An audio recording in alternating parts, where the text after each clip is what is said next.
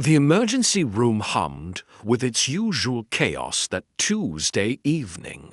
Sarah Mitchell moved between patients with practiced efficiency, her gait uneven but steady. Each step brought a slight wince. She'd learned to hide behind a calm smile. The limp had been with her for 3 years now, ever since the night that changed everything. But what happened next would silence an entire room and remind everyone that heroes don't always wear capes. Sometimes they wear scrubs and carry the weight of sacrifices. We'll never fully understand. Stay with me, because this story will change how you see the people around you. Could we get someone who can actually walk properly?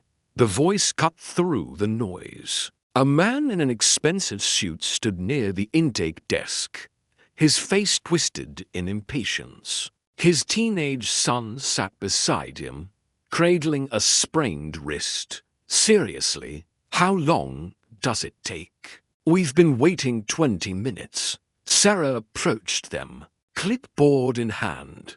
I apologize for the wait. Sir, we're experiencing a high volume of patients tonight. Let me get your son's information, and we'll have him seen as quickly as possible. You're the nurse. The man looked her up and down, his lip curling. No offense, but shouldn't you be on disability or something? My son needs someone competent. The words landed like physical blows. But Sarah kept her expression neutral. She'd heard worse.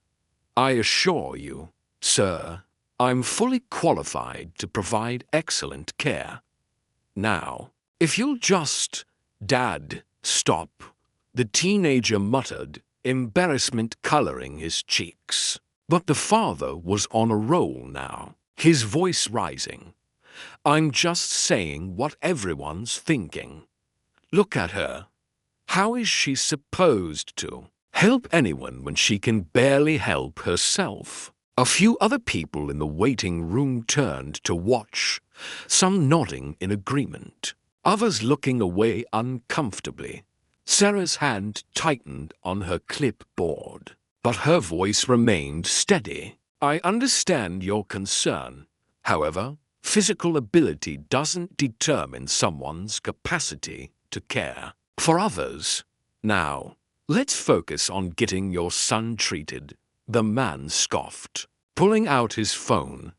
I'm reporting this. There's got to be someone else. If you've ever been judged by your appearance, underestimated because of something beyond your control, or witnessed someone being treated unfairly, then you know exactly how Sarah felt in this moment. But sometimes, the universe has a way of revealing the truth at exactly the right time. Before Sarah could respond, the emergency room doors burst open. Paramedics rushed in wheeling a gurney, and behind them walked a man in a navy dress uniform, his chest heavy with medals. He had the bearing of someone used to command, his face lined with concern. As he followed the patient being rushed toward Trauma Bay 2, Sarah's breath caught. She'd seen that uniform before, felt the weight of it in her hands. Her limbs suddenly felt more pronounced as memories threatened to surface. The captain's eyes swept the room, assessing, alert. Then they landed on Sarah. For a moment, everything else fell away. His expression shifted from concern to recognition, then to something deeper, profound respect, mixed with unmistakable grief. He changed direction, walking straight toward her with purposeful strides. The waiting room fell silent as he approached. Sarah stood frozen, her heart hammering against her ribs. When he reached her, Captain James Morrison came to attention. Then, in front of the entire emergency room, he raised his hand in a crisp, formal salute. "Lieutenant Mitchell," he said, his voice thick with emotion. "It's an honor." Sarah's eyes filled with tears as she returned the salute, muscle memory taking over despite the years. "Captain Morrison, I never got to thank you properly," he continued, his words carrying through the hushed room. "3 years ago, you pulled my men out of a burning Humvee outside Kandahar. You were our combat medic. You got all 4 of them out before the ammunition inside exploded." He paused, his voice breaking.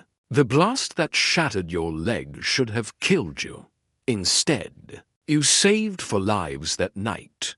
The man with the sprained wrist son had gone pale. His mouth opening and closing soundlessly, Morrison turned to address the room.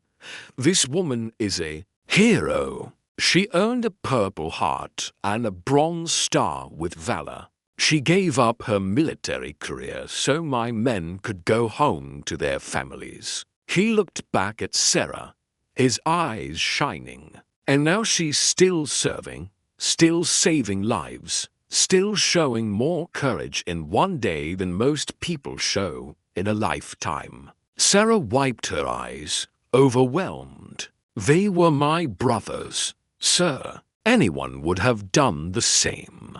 "No," Morrison said firmly. "Not everyone would have. Not everyone could have." He reached into his pocket and pulled out a small challenge coin, pressing it into her hand. "From all of us, we never forgot." As Morrison stepped back, the waiting room erupted in applause.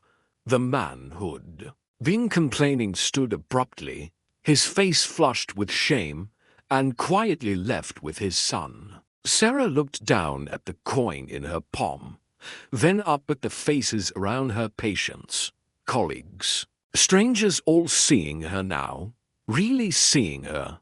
Morrison smiled. "Welcome home, Lieutenant, and thank you for continuing to serve."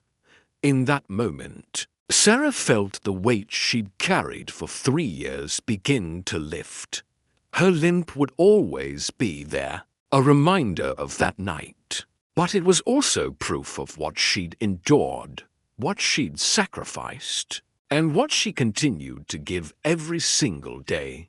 The next time you see someone struggling, someone different, someone who doesn't fit your idea of perfect, remember Sarah's story.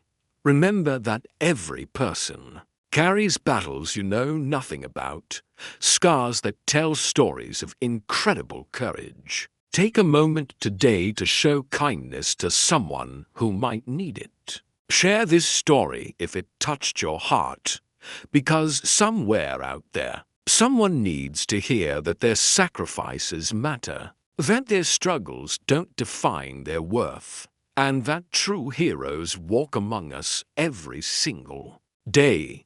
They just might be limping.